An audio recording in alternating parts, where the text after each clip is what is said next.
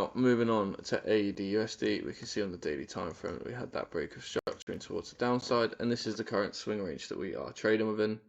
Now, we've made a connection to the most extreme demand zone, which in my opinion is the reason we are seeing this upwards price action.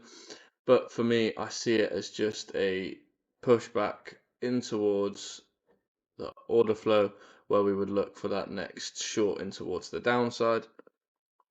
Price action is starting to stall a little bit here, as you can see, whereas previously it was come back, push back, straight back down, push up, push down, but we're not quite seeing that. We're seeing a little bit of sideways price action. If we go down onto the 4-hour time frame, which is probably the most cleanest time frame to look at the moment, we've got this 4-hour break of structure, swing high, swing low. We've had this internal trend push price in towards the upside, but we are starting to see that just move sideways now.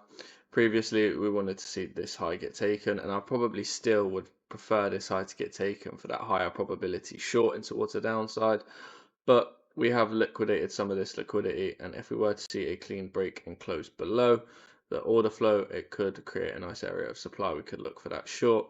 Just what I don't like about it is I would have preferred to have seen, if we liquidated these highs here, then just that straight down drop, breaking this demand zone.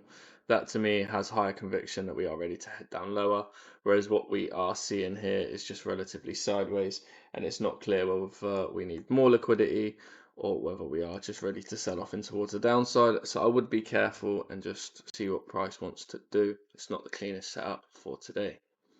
Now, moving on to NZDUSD, we can see on the daily time frame that we've had that break of structuring towards the downside, and this is the current swing range that we are trading within.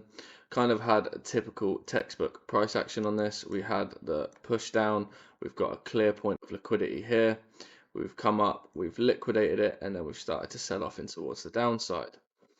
If we go down onto the 4-hour time frame, what we can see is we had this 4-hour break of structure down, swing high, swing low.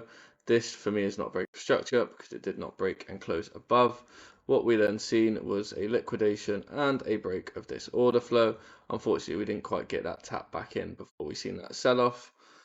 For me, this supply zone is still in control, and this could act as a liquidity high to push price back down.